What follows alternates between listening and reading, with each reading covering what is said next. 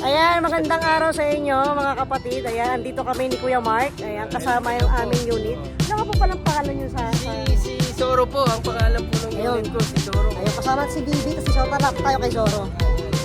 So si Zoro, ayan. 1.5 months. Tapos saan nyo po siya nakuha? Sa Davao. Okay, sa Davao. So, Pinaship ko ito. galing pang Davao si Zoro. Ayan. Sa Davao. Ito ko na piniship sa year. Ayan, so nag-ano kami dalawa, meet up kami dalawa kasi mga taga San Jose del Monte lang kami. So sinimulan namin ngayong araw na to, July 2, no Kuya, July 2. So nakakatawa naman kasi halos sabay lang kami dumating. So ito yung unit ni Kuya, ayan si Zoro. DA64B din po siya, no? Ayun, DA64B, paro kami ng unit. Ayan, DA64B. Kita nyo ang kinis. So ayan po si Zoro. Ano po ito? 4x4 din po, Matic? 4x4 din po, Matic? Ayan, so 4x4 Matic, ayun. Sakto, halos pareho lang talaga kami ng unit. Yung sa akin lang, mukhang luma na. Kasi araw-araw bugbog yun sa trabaho. So ayan, si Zoro, tsaka si Si Bibi. Zoro, 1.5 months pa lang kasi yan. Ayun, 1.5 months. Pero binanggana ako. Ha? Binangga ka sa Katabanga? Binanggana ako ng motor. Kaya mga guys, binangga kayo ng motor.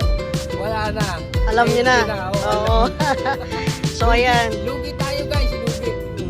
So ngayon, andito kami ngayon sa sa Oval Complex sa Del Monte.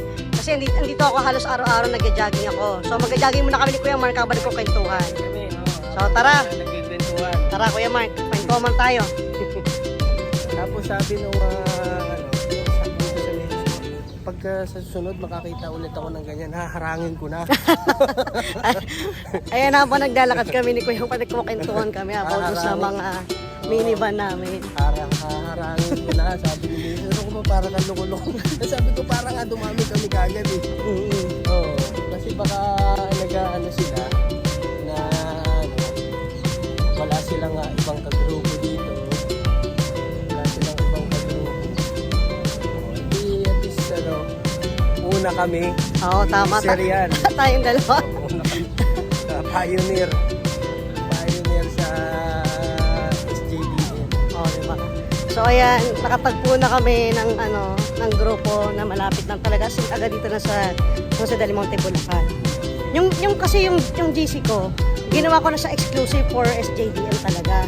Para pagka nagkakaroon ng gathering, Kaya nga, di ba? mas maganda yung Oo. At saka pag